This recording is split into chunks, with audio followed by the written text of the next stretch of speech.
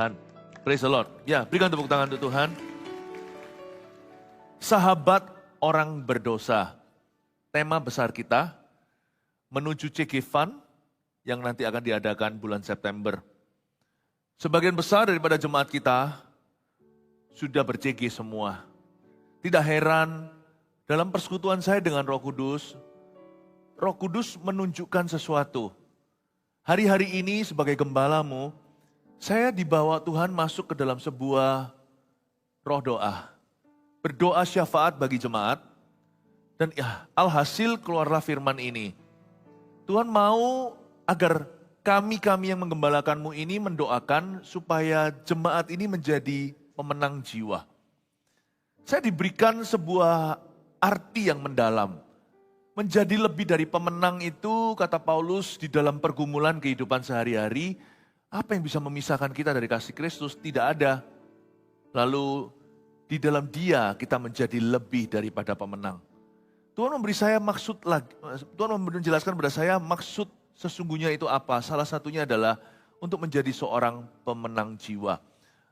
Hari ini kita belajar banyak sekali, sekarang kita memasuki ibadah berikutnya. Ibadah sekarang ini berjudul pemenang jiwa. Buka bersama dengan saya di Markus pasal yang keempat ayat 26.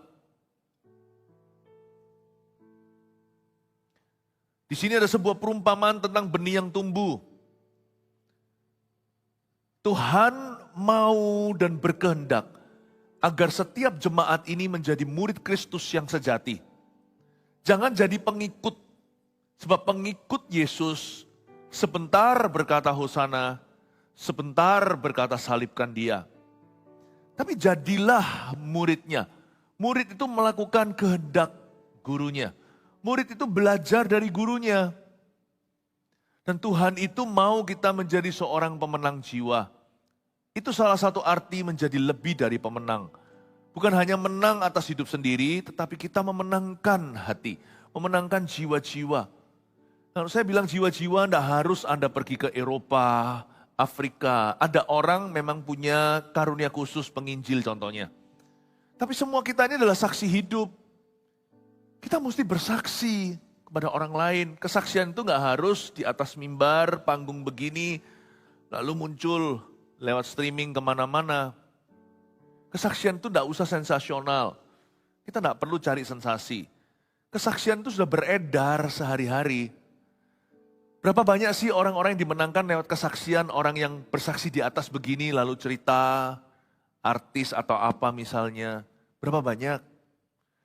Lebih banyak lagi kesaksian hidup yang memenangkan. Ketika kita semua disebar seperti garam di antara nasi putih. Ketika kita bukan menyamar tapi menyebar, kalau hidup kita itu menjadi kesaksian, banyak orang akan terima Tuhan. Yang dimaksudkan menjadi pemenang jiwa, jiwa-jiwa yang dimenangkan itu tidak tentu seseorang yang jauh. Tidak ada yang menyuruh kita untuk menginjili itu langsung ke ujung bumi. Semua dimulai dengan Yerusalem, maksudnya sesuatu yang familiar dulu, sesuatu yang dekat. Tuhan selalu menuntun kita, Allah Roh Kudus, pada penginjilan tipe A. Bukan tipe B, C, D. Tipe A itu orang-orang yang sudah kenal kita, yang kita sudah mengenalnya. Mungkin papa kita, mama kita, saudara kita. Kalau saya, keluarganya sudah kuras habis semuanya dalam Kristus. Maka akan layer berikutnya, nanti temannya, rekannya, kongsiannya, kliennya, bosnya, pegawainya. Tuhan mau kita jadi saksi. Menjadi saksi hidup itu bukanlah sebuah opsi. Itu amanat Tuhan. Amanat itu amanah. Amanah itu berarti kewajiban kita. Seringkali kita orang Kristen lupa kewajiban kita karena kita bermental gereja. Sedangkan kita harus bermental kerajaan Allah. Badan kita bisa di gereja.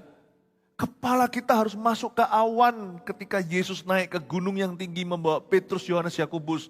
Ada suara Bapa berkata, inilah anakku, kepadanya aku berkenan, dengarkanlah dia. Kepala kita itu harus selalu ada pada kerajaan Allah. Mari kita baca Markus 4 ayat 26 sampai 29. Lalu kata Yesus, beginilah hal kerajaan Allah. Itu seumpama orang yang menaburkan benih di tanah. Lalu pada malam hari ia tidur dan pada siang hari ia bangun, dan benih itu mengeluarkan tunas, dan tunas itu makin tinggi. Bagaimana terjadinya tidak diketahui orang itu. Bumi dengan sendirinya mengeluarkan buah, mula-mula tangkainya, lalu bulirnya. Kemudian butir-butir yang penuh isinya dalam bulir itu. Apabila buah itu sudah cukup masak, orang itu segera menyabit, sebab musim menuai sudah tiba. Menjadi seorang pemenang jiwa. Ayat pertama, ayat 26, ayat ke-1 yang kita baca tadi, lalu kata Yesus, ini ide Yesus bukan kita. Beginilah hal kerajaan Allah itu.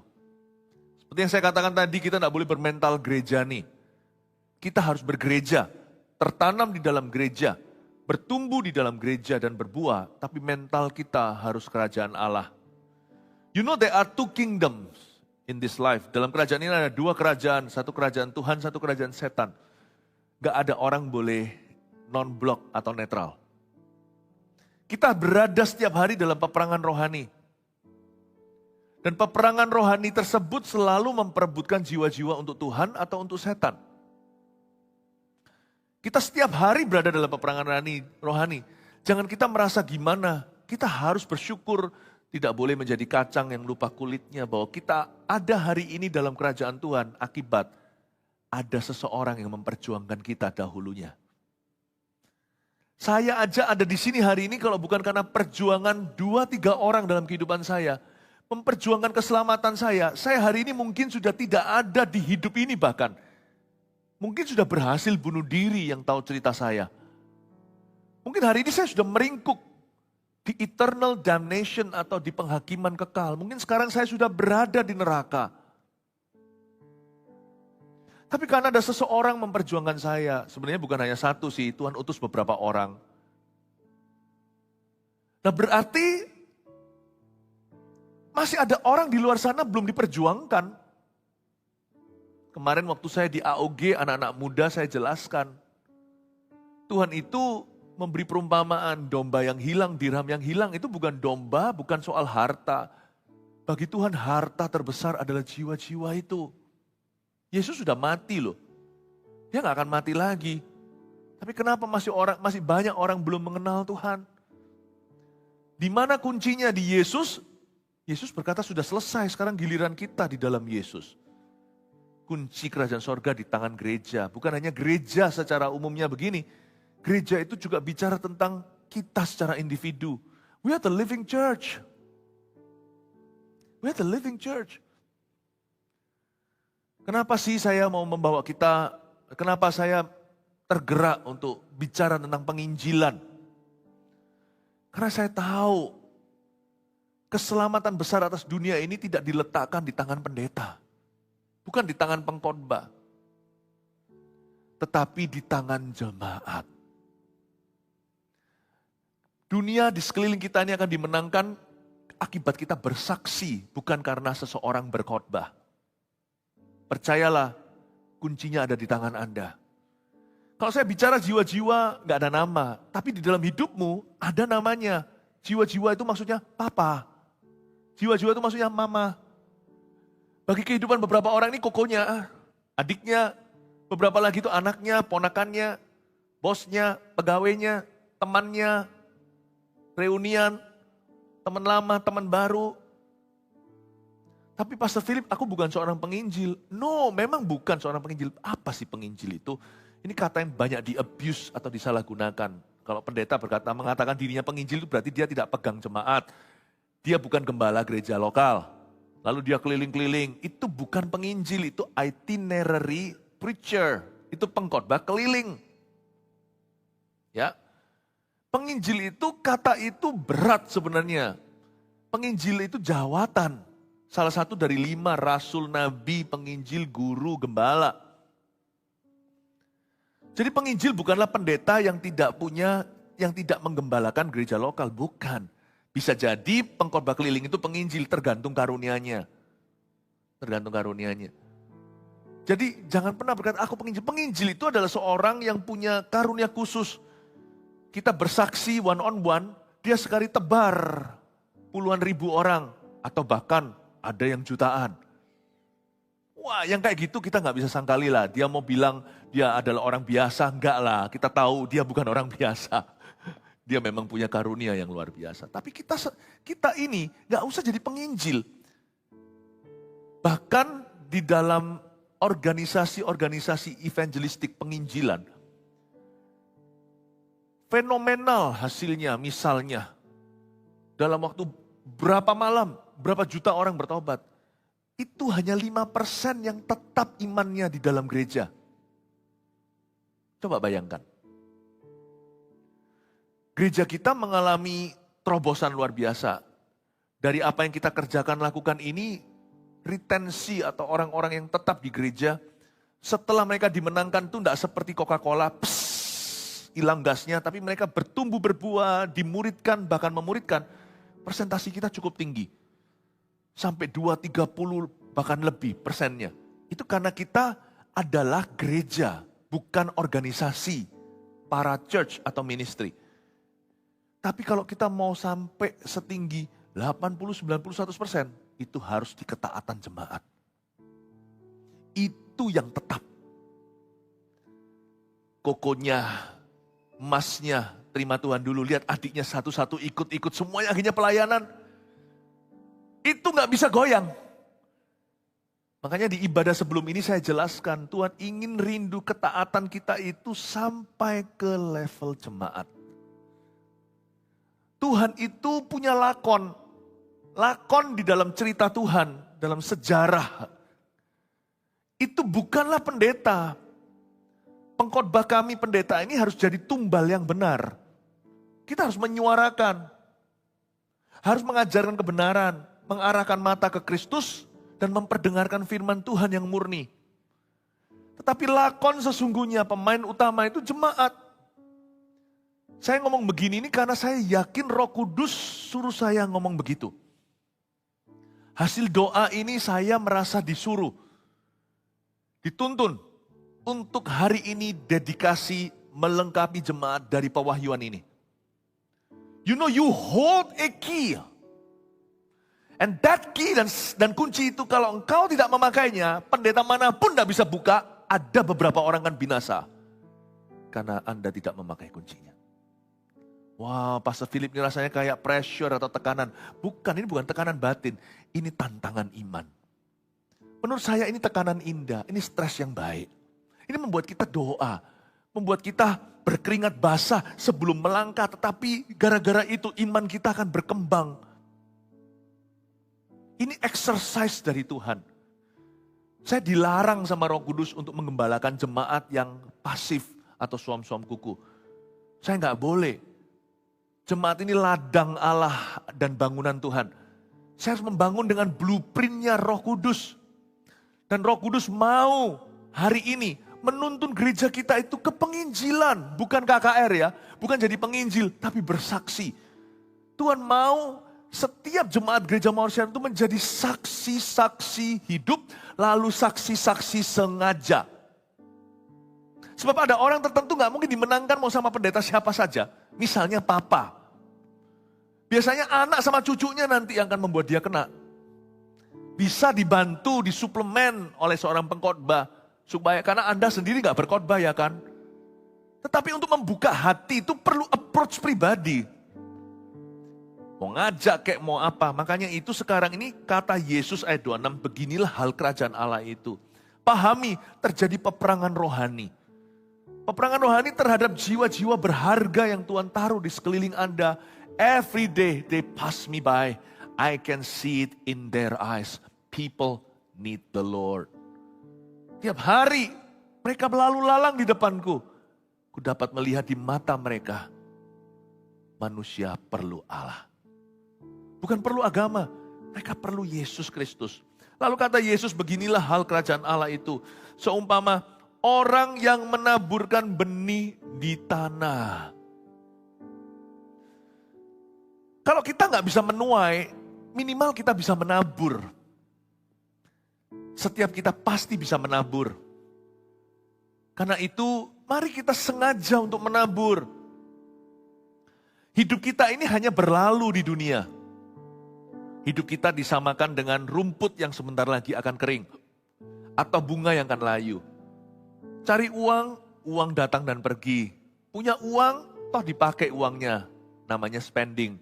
Nanti cari lagi. Setelah spending, finding. Menikah, punya keluarga, puji Tuhan. Jodoh adalah dari Tuhan datangnya. Papa mama bisa kita kasih kita rumah, kata Amsal. Tapi istri yang baik dikenan Tuhan, datangnya dari atas. Dari pengaturan Allah. Tapi itu pun sementara hingga kematian memisahkan kita. Lalu apa? Sukses karir dan sebagainya kau tidak bawa nanti di kuburan. Percayalah, mau ada kepercayaan, mau pakai dibakar rumah lah apalah, itu adalah untuk menghibur orang yang hidup. Orang mati gak ngerasakan benefitnya. Yang mati tidak bawa apa-apa. Suksesmu semua tinggal di dunia. Then what can you bring to God? Apa yang kita bisa bawa ke Tuhan kalau gitu? Apa? Menurut saya, satu-satunya dampak yang kekal yang kita bisa bawa adalah perubahan jiwa karena kita. Makanya itu kita Gereja Mawar Sharon terus rintis gereja. Capek loh. Kalau itu hanya demi ambisi manusia, saya nggak mau. Saya nggak mau. Wah. Sehingga hidupku pun hangus misalnya. Sekarang saya umur sekian. Saya hitung-hitung 300 gereja, 1000 gereja. Paling-paling nanti setelanjutnya harus anak-anak kita, anak cucu kita yang melanjutkan. Sampai ke 1000 itu, bisa-bisa kita nggak keburu. Kalau saya pikir-pikir lagi 1000 gereja, kapan gua pensiunnya? Kalau mau cari kesenangan atau kenikmatan sendiri, nggak mau jiwa-jiwa. Tapi egois kalau saya mikir untuk diri sendiri, Yesus sudah mati. Yesus sudah mati, hidup kita itu sementara. So what kalau hangus untuk kerajaan sorga? Hidup kita yang berikutnya di dalam kekekalan itu jauh lebih lama. Sehingga ini hanyalah terasa seperti seiota atau setetes saja. Hidup kita di dunia ini tiada artinya. Hidupmu itu cuma satu koin aja, dipakai untuk apa ya apa. Mau pakai beli pensil atau mau beli pentol. Mau dipakai untuk apa ya sudah, habis gak bisa kembali. Saya rasa mendingan sambil saya jalan, hidup ini bukan berarti kita semua harus jadi pendeta supaya hidup kita itu bermakna. Enggak, jadi saksi, jadi pendeta bukan garansi. Pendeta tidak benar juga ada di dunia ini. Jadi bukan profesi, tapi komitmen hati. Menaburlah Bapak Ibu, kata Yesus, hal kerajaan sorga. Beginilah hal kerajaan sorga, itu seumpama orang yang menaburkan benih di tanah. Tabur, tabur. Tabur ini bukan investasi, tabur ini benih sorgawi. Ini bicara tabur firman. Ini bicara kesaksian. Ini bicara tentang menjadi berkat. Tabur, tabur. Tanganku kerja buat Tuhan. Mulutku puji namanya. Kakiku berjalan cari jiwa. Upahku besar di sorga, tanganku kerja buat Tuhan, mulutku puji namanya, kakiku berjalan cari jiwa, upahku besar di sorga. Waktu saya lihat Eropa, orang-orang di Stuttgart, di Germany, di Prancis, bukan hanya orang Indo loh. Gereja Mawar Sharon sekarang ini wajahnya mulai multiras.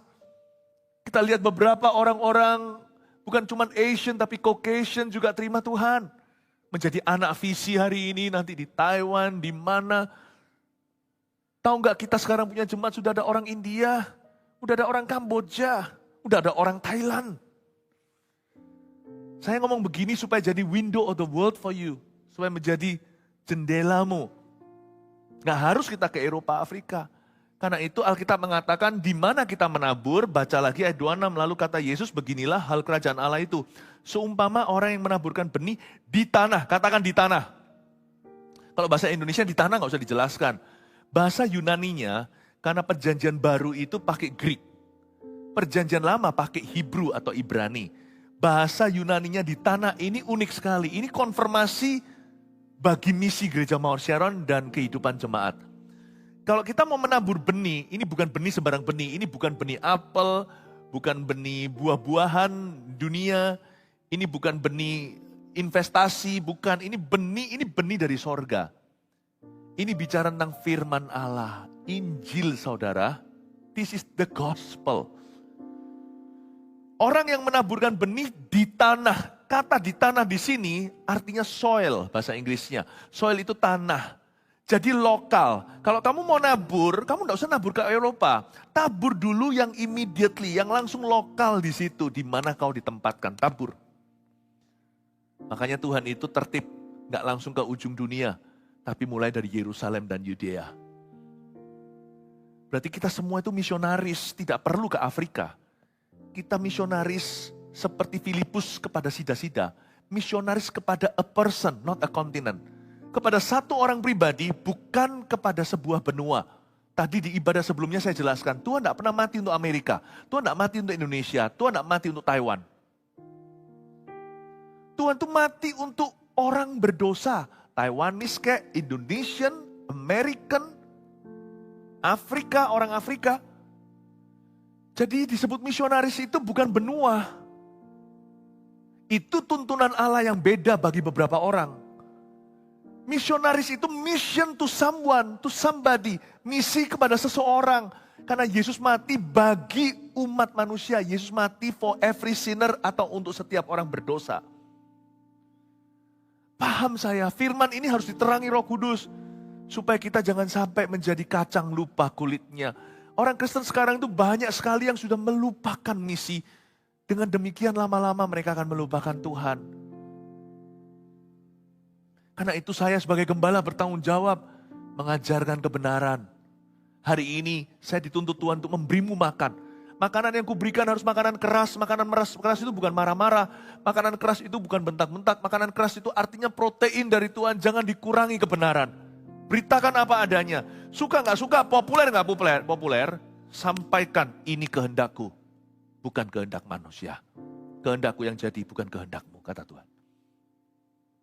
Oh haleluya. Tuhan mau sekali agar setiap Anda menjadi pemenang jiwa. Dan itu menaburnya, menabur itu artinya apa? Menabur itu ada banyak cara. Menabur itu bisa mengajak orang ke gereja, mengajak orang ke perkumpulan, ke kelompok sel kita. Karena di situ kan ada pelayanan, di situ kan terjadi yang namanya keluarga rohani. Di situ kita bisa ngajak orang, kita sendiri nggak bisa berkhotbah, belajar dari Andreas. Andreas sendiri tidak khotbahi saudaranya, tapi dia bawa orang itu langsung di mana terjadi actionnya Tuhan. Andreas itu membawa saudaranya namanya Petrus.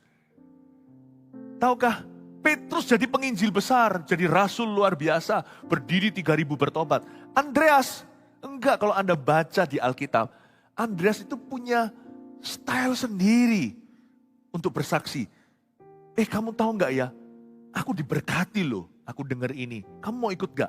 Ayo ikut. Ketemulah Petrus sama Yesus, bertobat dia dan lahir baru. Andreas juga yang menemukan seorang anak kecil roti boy yang bawa 5 roti 2 ikan. Itu Andreas, coba baca. Andreas ini pinter ngajak. Dia ini bukan preacher itu Petrus. Mungkin dia berkhotbah juga karena dia rasul ya. Tapi Andreas not a mighty preacher maybe. Dia bukanlah seorang yang sangat-sangat dikenal karena khotbahnya. Tapi Andreas itu pinter ngajak. Selalu aja ngajak. Gak pernah tangan kosong atau tangan hampa. Dia ajak saudaranya, saya lupa Petrus itu Koko atau Titi ya. Misalkan anggaplah Petrus itu adiknya, dia ajak adiknya, dek sini ikut Koko. Koko ketemu sama sesuatu yang interesting ini, Koko diberkati. Mungkin ini kamu perlu. Mau. Nanti pada waktu semua orang kelaparan 5.000 orang, kok bisa aja sih dia itu ketemu satu anak yang membawa 5 roti 2 ikan. Dibawa ke Yesus ini. Dia sendiri clueless, dia nggak tahu ini mau diapain karena dia nggak punya iman. Imannya itu pas-pasan kayak kita, tapi imannya cukup untuk ngajak orang. Ngajak itu nggak susah.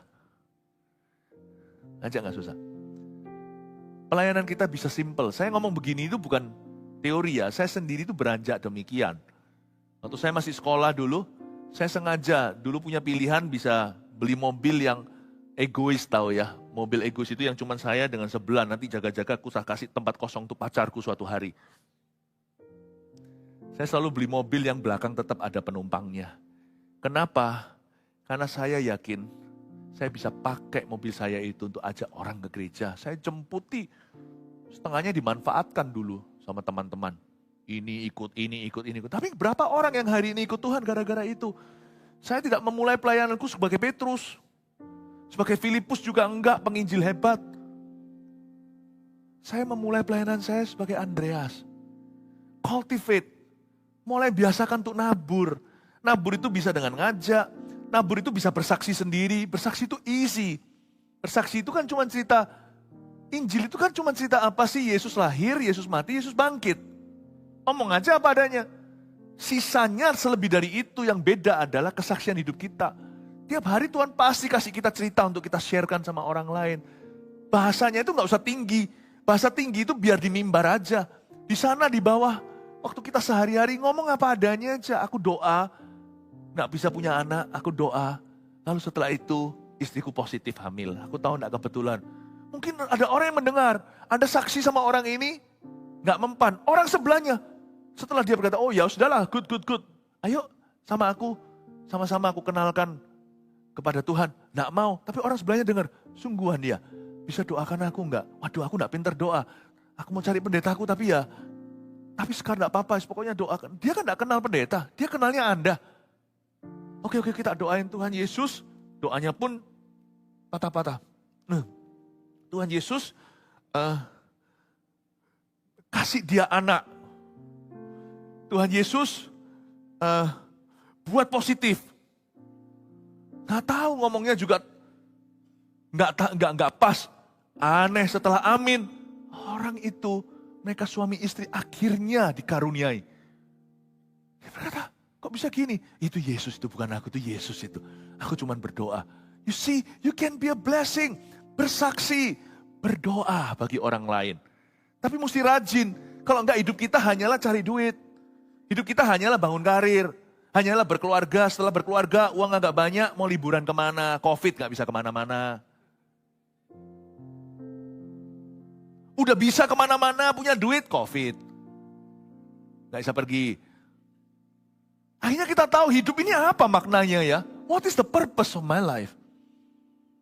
Kenapa aku diselamatkan ya? Ya Tuhan, aku ngerti. Kalau aku diselamatkan waktu aku umur 70, sudah manula nih. Aku gak boleh buang waktuku tinggal sedikit. Kalau saya disuruh invest pada orang yang umur 70 atau 17 ya, 17 lebih lama ya kan. 70 gak boleh buang waktu. Harus ngebut imannya. Makanya sekarang di GMS Senior, MS Senior sini kita betul-betul yel-yelkan. Umur 55 ke atas, ayo welcome jadi pemimpin di tempat ini. Ayo belajar lagi. Kita bikinkan MSJ yang sistem paling slow untuk bisa supaya nggak semua orang merasa nggak bisa ngikuti. Pokoknya kita akan jemput bola. Tapi yang umur 17 bertobat. Pikirkan coba, kenapa Anda tidak dijamah Tuhan umur 70 tapi 17? Berarti Tuhan membeli waktumu. Jangan sia-siakan, sekolah ya sekolah, kuliah ya kuliah, cari pacar ya cari pacar, tapi jangan pacar gonta-ganti. Hidupmu itu lebih bermakna dari itu. Hidupmu bukan untuk broken heart. Hidupmu untuk winning hearts. Untuk menangkan hati bagi Kristus. Kadang-kadang kita lupa. Waktu hidup ini jangan cuma lalu, tambah hari, tambah tua. Naburlah sambil hidup, sambil ke arah kuburan nih kita atau ke arah kedatangan Tuhan. Menaburlah. Menabur itu mengajak, bersaksi, berdoa. Dan terutama menjawab kebutuhan. Lalu menaburkan benih itu di tanah. Kata tanah di sana soil. Tanah lokal. Tapi juga kata yang sama dalam bahasa Yunani dipakai untuk regional, tahu nggak? Saya baru menemukannya. Kata engkau akan menaburkan benih di tanah. You will sow your seeds on your soil. In your soil, kamu akan menaburkan benih di tanahmu dan extension Selebih dari itu di regionalmu. Jadi ternyata benih yang kita tabur itu bisa menyebar. Dari situ keluar kata regional. The same word, kata yang sama tanah itu, tanah lokal dan regional. Dan kata yang sama itu keluar kata world. Taburkan benihmu di dunia. Tanah di sini itu artinya dunia. Lucu ya? Jadi semua kena nih. Jemaat kena, pendeta kena. Gereja kena, gereja kita bahkan menamakan pusat-pusat kegerakan kita itu regional. Sumatera itu satu regional sendiri, satu pulau yang sebesar Spanyol itu. Di Sumatera itu ada kota Medan, di Medan itulah regional office atau kantor regional kita. Gembala regional GMS 1 Sumatera adalah Pastor Maxi Edward. Ya, kita ada, sekarang ada total 8 sama internasional tadi kita 10-11 regional. Pastor Moro yang khotbah di sini memegang seluruh Asia. Itu satu regional. Dari kata yang sama kau taburkan. Jadi apa yang kita lakukan sebagai gereja ini sudah persis pada poros kehendak firman. Kita menaburkan di regional-regional. Lalu menaburkan di dunia. Di Yerusalem, Yudea, Samaria sampai ujung bumi. Jangan sampai gerejanya taat, jemaatnya tidak. Jangan sampai jemaat hanya makan laporan kemenangan. Sebab tanah regional dan the world dan dunia bisa kita pijak karena Anda tidak ke sana. Terima kasih untuk dukungannya. Tetapi ada tanah lokal yang Anda injak, itu nggak bisa kami menangkan. Itu specifically you. Nggak bisa saya tembus. Misalkan orang tua Anda temukan sama saya, nggak tentu mereka akan terkesan. Karena mereka berkata, siapa orang ini? Kenapa bicara kepadaku? Apalagi kalau orang tuanya kolot, tradisional, umurnya jauh lebih tua dari saya. Nggak ngerti kan kalau di dalam kerajaan sorga kan usia kita tidak menjadi patokan ukuran. Tapi orang kan nggak ngerti kalau belum kenal Tuhan. Ngapain ini Sekia ngomong sama saya? Ya memang sih saya tampangnya masih seperti 17.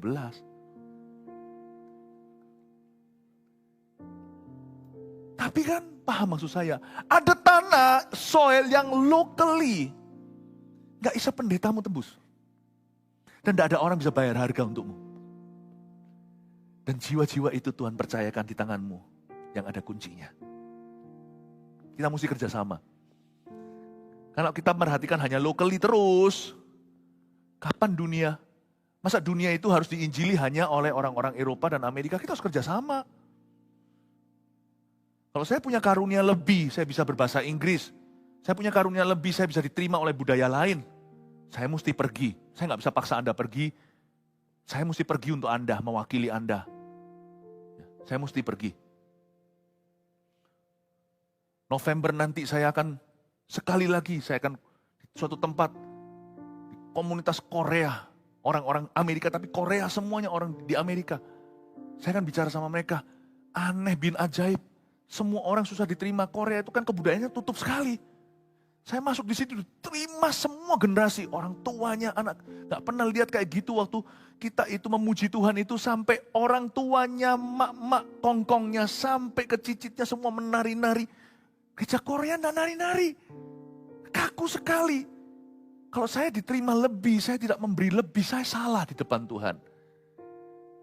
Gak semua orang bisa.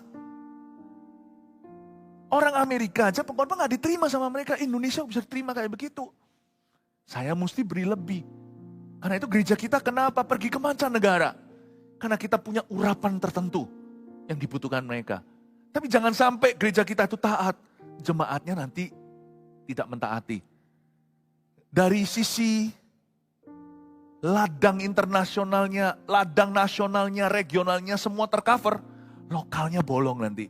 Ternyata banyak orang binasa dari kehidupan sekeliling jemaat. Jangan sampai banyak orang binasa dari keluarga jemaat.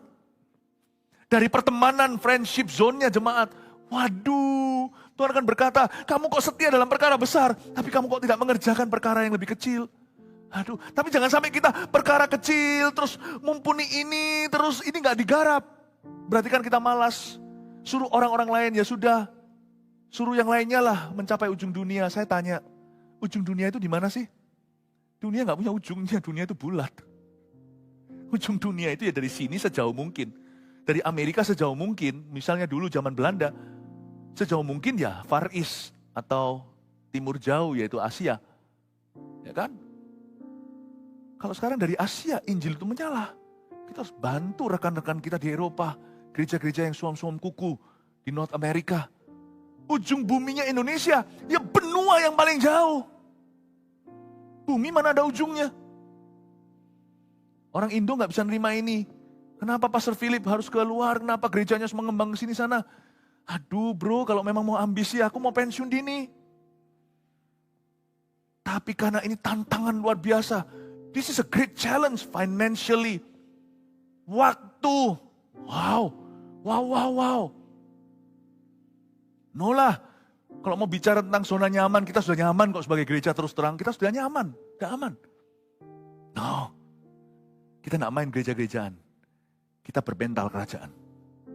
Amanat agung harus selesaikan. Makanya Bapak Ibu sini yang berkata, aku mau pensiun lalu mau jalan-jalan. Jangan-jangan setelah pensiun stroke. Janganlah, berguna aja untuk Tuhan. Pekerjaan bisa lebih ringan. Serahkan pada Tuhan, jangan pelan. Setiap kita mau dipakai, bisnisnya mau dipakai, keluarganya mau dipakai, anak cucu kita mau dipakai oleh Tuhan. Yang mau dipakai oleh Tuhan, kasih tepuk tangan untuk Tuhan Yesus. Kita harus aktif tabur Injil Kerajaan Allah. Lalu kita lihat ya, ayat 27. Lalu pada malam hari ia tidur dan pada siang hari ia bangun. Mari nabur ini, setelah nabur, dia tidur malam hari, siangnya dia bangun. Saya suka sekali, berarti orang ini gak worry. Dan benih itu mengeluarkan tunas. Dan tunas itu makin tinggi, bagaimana terjadinya tidak diketahui orang itu.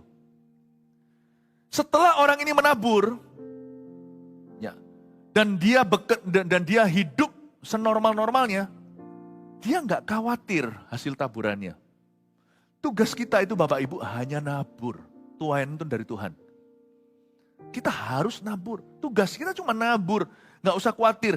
Dari ayat 27 saya ambil satu kesimpulan bahwa orang yang menabur ini, pemenang jiwa ini tidak worry hasil akhirnya. Dia percaya bahwa benih yang dia taburkan yaitu firman itu tidak akan pernah sia-sia. Dan malam hari dia tidur. Gak seperti orang yang gak bisa tidur karena kekhawatiran. Dan siang hari ia bangun. Berarti dia hidupnya normal-normal aja. Sebenarnya loh ya, memberitakan Injil itu tidak pernah konflik interest dengan kehidupan kita.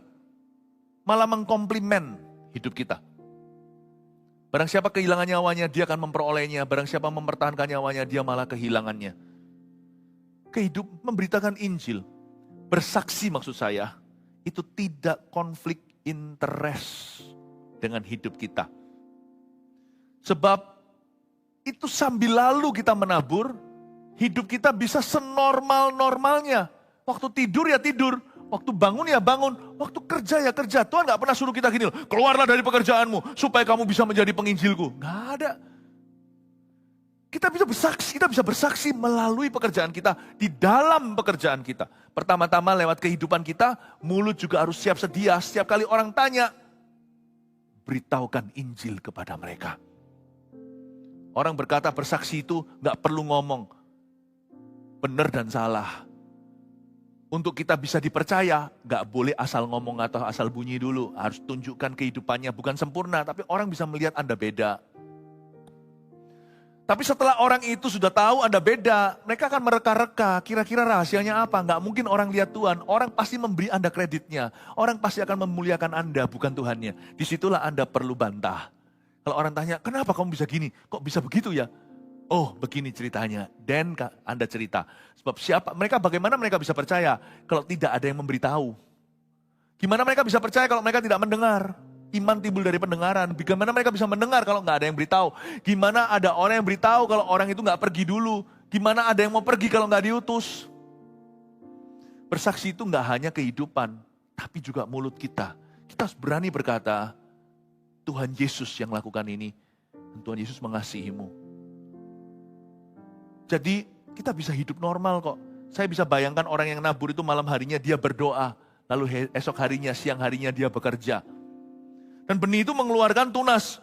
Tunas itu makin tinggi. Bagaimana terjadinya tidak diketahui orang itu.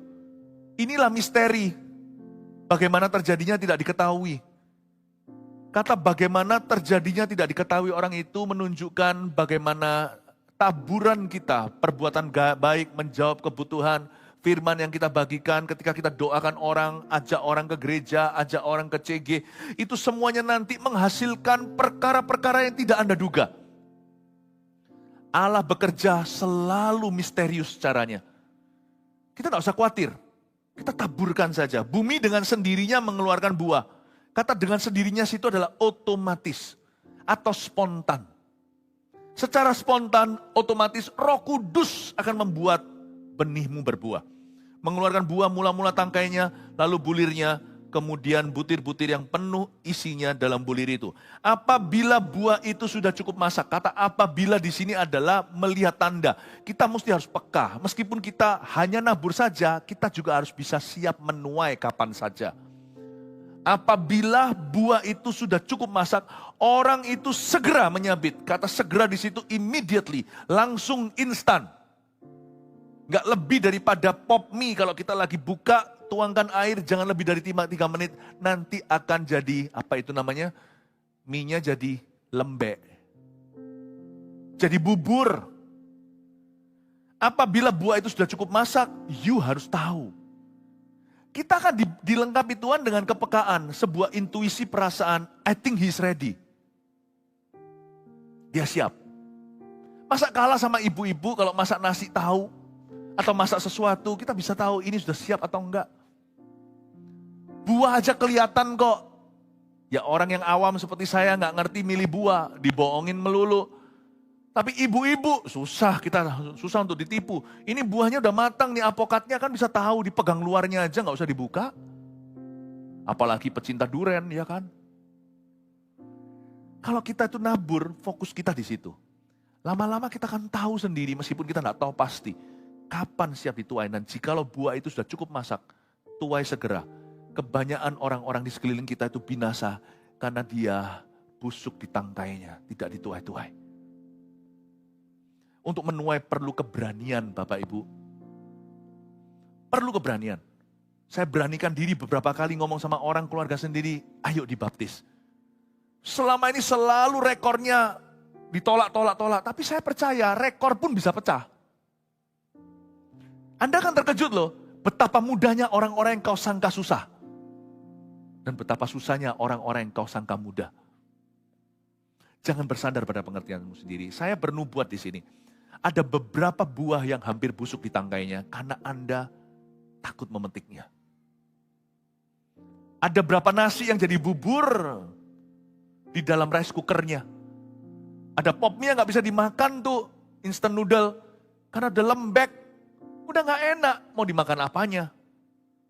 Kalau memang Anda merasakan sudah waktunya minta sama Tuhan vision for that one soul. Di tahun mimpi penglihatan ini kenapa kita nggak minta sama Tuhan, Lord give me a vision. Orang Makedonia mana yang nanti dada-dada dan berkata save my soul atau selamatkan aku. Tiap minggu buat satu, minta sama Roh Kudus, Tuhan siapa ya? Siapa yang akan nanti saya ajak ke gereja? Siapa ya yang akan saya ajak ke CG? Siapa ya? Setiap orang, menurut riset, waktu saya masih sekolah Alkitab lagi, ini sudah zaman jadul, setiap orang Kristen itu minimal punya 10 orang yang butuh Injil di sekeliling hidupnya, namun selalu terabaikan. At least 10. At least 10. Ada orang-orang sekelilingnya yang siap dituai.